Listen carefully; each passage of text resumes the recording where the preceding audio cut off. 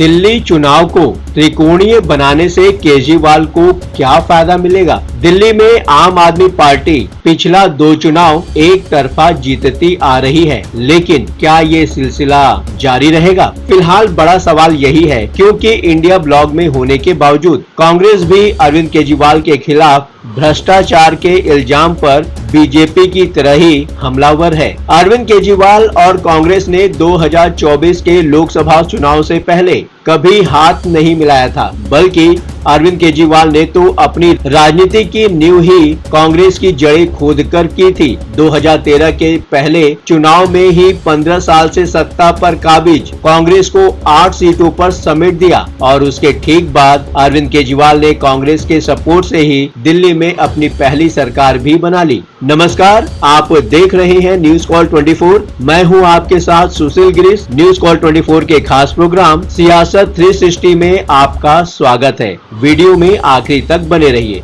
2019 के आम चुनाव में भी अरविंद केजरीवाल कांग्रेस के साथ चुनावी गठबंधन करना चाहते थे, लेकिन तब शीला दीक्षित के अड़ जाने के कारण राहुल गांधी ने स्थानीय नेताओं का नाम लेकर पल्ला झाड़ लिया था। अरविंद केजरीवाल ने पहले चुनाव में ही दिल्ली की तत्कालीन मुख्यमंत्री शीला दीक्षित को हरा दिया था। दिल्ली विधानसभा चुनाव में अरविंद केजरीवाल पुराने ढर्रे पर ही लौट आए हैं और कांग्रेस ने भी हर कदम पर आम आदमी पार्टी नेतृत्व और भ्रष्टाचार के आरोपी नेताओं के खिलाफ हमले तेज कर दिए हैं। 2013 में सबसे ज्यादा विधानसभा सीटें बीजेपी के हिस्से में ही आई थी, लेकिन उसने विपक्ष में बैठने का फैसला किया। 2015 में पूर्व आईपीएस अधिकारी किरण बेदी को लाकर बीजेपी ने अरविंद केजरीवाल को चैलेंज किया था, लेकिन कुल जमा 3 सीटों पर सिमट कर रह गई। 2020 के चुनाव में बीजेपी ने ज्यादा जोर लगाया, लेकिन विधायकों का नंबर दहाई का आंकड़ा पार नहीं कर सका। 8 सीटें ही आई।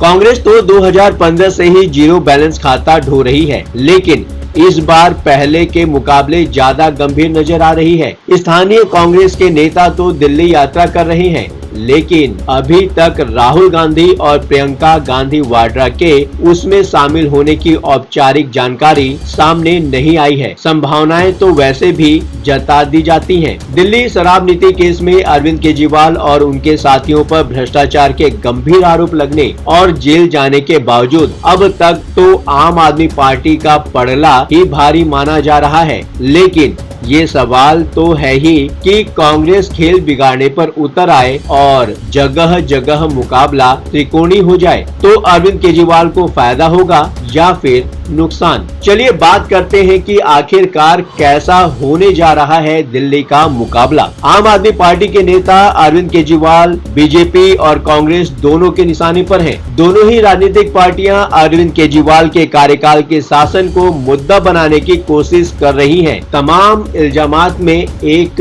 ये भी है कि अरविंद केजरीवाल दिल्ली को पेरिस और लंदन जैसा बनाने का वादा किया था, लेकिन उसके मुकाबले दिल्ली बर्बाद कर दिया। ऐसा करने का एक मकसद सत्ता विरोधी लहर को हवा देना भी है। अरविंद केजरीवाल के खिलाफ सत्ता विरोधी लहर का फायदा बीजेपी और कांग्रेस दोनों को ही मिल सकता है। अब पार्टी विशेष की क्षमता, रणनीति और तैयारियों पर है कि वो इस चीज का कितना फायदा उठा पाती है। ऐसे में एक अहम सवाल ये भी है कि अगर अरविंद केजरीवाल के खिलाफ कांग्रेस और बीजेपी बराबर जोर लगाते हैं तो फायदे में कौन रहेगा, बीजेपी या कांग्रेस, या फिर दोनों के झगड़े में आम आदमी पार्टी बाजी मार लेगी। लेकिन आम आदमी पार्टी को फायदा मिले ये भी तो जरूरी नहीं है। आम आदमी पार्टी कांग्रेस के वोट लेकर खड़ी हुई है और कांग्रेस फिर से अपने वोटर तक पहुंचने की कोशिश कर रही है, जैसा लोकसभा चुनाव में यूपी में देखने को मिला। हालांकि उसमें बड़ा रोल समाजवादी पार्टी का भी था।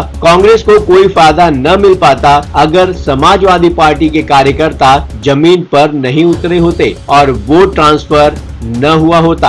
वर्तमान हालात देखें तो ऐसा लगता है जैसे केजरीवाल थोड़े कंफ्यूज हो गए हैं। दिल्ली चुनाव को लेकर बीजेपी और कांग्रेस की तरह अरविंद केजरीवाल स्पष्ट नजर नहीं आ रहे हैं। बीजेपी हर हाल में चुनाव जीतकर सत्ता पर काबिज होना चाहती है। जैसे बीजेपी ने हरियाणा और महाराष्ट्र के चुनाव जीते, दिल्ली को बीजेपी न तो झारखंड की तरह ले रही है, न जम्मू कश्मीर विधानसभा चुनाव की तरह। वो तो जैसे भी अरविंद केजरीवाल को चलता कर सत्ता हासिल करना चाहती है। कांग्रेस हकीकत से पूरी तरह वाकिफ है। कुछ सीटें भी जीत ले तो विधानसभा में आवाज उठाने का मौका तो मिल ही जाएगा और बाकी जितनी भी सीट पर जितना अच्छा संभव हो प्रदर्शन कर ले वो काफी है। लेकिन अरविंद केजरीवाल थोड़ा कंफ्यूज नजर आ रहे हैं, भले ही उनकी सोची समझी रणनीति ही क्यों न हो। दिल्ली में आम आदमी पार्टी ने लोकसभा की तरह विधानसभा में कांग्रेस के साथ गठबंधन नहीं किया है, लेकिन अरविंद केजरीवाल वहां तक राहुल गांधी के साथ नजर आते हैं जहां तक स्वार्थ कॉमन लगता है। अडानी ग्रुप के कारोबार पर संसद में कांग्रेस अकेली पड़ती नजर आती है, लेकिन दिल्ली में उसे आम आदमी पार्टी का साथ मिल रहा है। विधानसभा में अरविंद केजरीवाल के भाषण में भी वैसी ही झलक दिखाई पड़ती है जैसी संसद में अडानी को लेकर हुए विरोध प्रदर्शन में। विरोध प्रदर्शन में अखिलेश यादव और ममता बनर्जी की पार्टियों का कोई नेता नहीं दिखाई पड़ता, लेकिन आपके संजय सिंह जरूर होते हैं। और वैसे ही अरविंद केजरीवाल के दिल्ली विधानसभा के भाषण में अडानी ग्रुप का जिक्र आता है। अरविंद केजरीवाल कहते हैं, जब मैं मुख्यमंत्री था तब मुझ पर दिल्ली की बिजली कंपनियों को अडानी को सौंपने का दबाव बनाया गया था। फिर कहते हैं कि हो सकता है उसी वजह से उनको जेल भेजा गया हो। अडानी ग्रुप का नाम लेकर वो बीजेपी को अलग अलग तरीके से अपनी तरफ से चैलेंज भी करते हैं। अडानी का नाम लेकर अरविंद केजरीवाल भले ही बीजेपी को टारगेट कर रहे हो, लेकिन मदद तो कांग्रेस की भी हो रही है। दिल्ली कांग्रेस के प्रदेश अध्यक्ष देवेंद्र यादव कहते हैं, सत्ता में आने पर कांग्रेस दिल्ली वासियों को 400 यूनिट मुफ्त बिजली देगी। हम यूनिट दर तय करके जनता के लिए ये करके दिखाएंगे। केजरीवाल के झूठे मुफ्त बिजली और पानी के वादे के विपरीत कांग्रेस अपने वादे को निभाएगी। कांग्रेस डिस्कॉम पर भी लगाम कसेगी। अब बात दिल्ली में हो रही है, कांग्रेस बीजेपी दोनों ही अब रेवड़ियां बांटने में जुट गए हैं। अगर दिल्ली में लोकसभा और विधानसभा चुनाव का पैटर्न अलहदा न होता तो तस्वीर काफी हद तक साफ नजर आती। पिछले 3 बार से होता ये आ रहा है कि दिल्ली के लोग सभी 7 सीटें बीजेपी की झोली में डाल देते हैं और विधानसभा चुनाव में दिल्ली के वही लोग पूरा प्यार अरविंद केजरीवाल पर उड़ेल देते हैं। बीजेपी को तो कुछ बख्श भी देते हैं, कांग्रेस का तो खाता भी नहीं खुलने देते। तभी तो तीनों राजनीतिक दल आने वाले चुनाव में मतदाता का मन मोह लेने के भरपूर प्रयास कर रहे हैं। भले ही प्रधानमंत्री नरेंद्र मोदी दिल्ली में अरविंद केजरीवाल की तरफ से दी जाने वाली मुफ्त की सुविधाओं को रेवड़ियां करार देते रहे हों, लेकिन इस बार होड़ में बीजेपी भी शामिल हो चुकी है। अभी तो बीजेपी संकल्प पत्र के लिए फीडबैक इकट्ठा कर रही है, लेकिन कांग्रेस ने तो मुफ्त बिजली की अपनी स्कीम का ऐलान भी कर दिया है। दिल्ली में महिलाओं के खातों में हर महीने 1000 रुपए डालने के आम आदमी पार्टी की सरकार के वादे की लाइन पर बीजेपी में भी गंभीरता से विचार हो रहा है। मध्य प्रदेश के बाद महाराष्ट्र में लाड़की बहन योजना की कामयाबी ने बीजेपी को भी दिल्ली में आम आदमी पार्टी के रास्ते चलने के लिए मजबूर कर दिया है। कांग्रेस ने तो दिल्ली में आम आदमी पार्टी की 200 यूनिट फ्री बिजली देने की स्कीम के मुकाबले 400 यूनिट मुफ्त बिजली देने की भी घोषणा कर दी है। आम आदमी पार्टी तो मुफ्त की बिजली, पानी, मोहल्ला क्लिनिक के अलावा बुजुर्गों को दिल्ली में मुफ्त तीर्थ यात्रा भी करा रही है और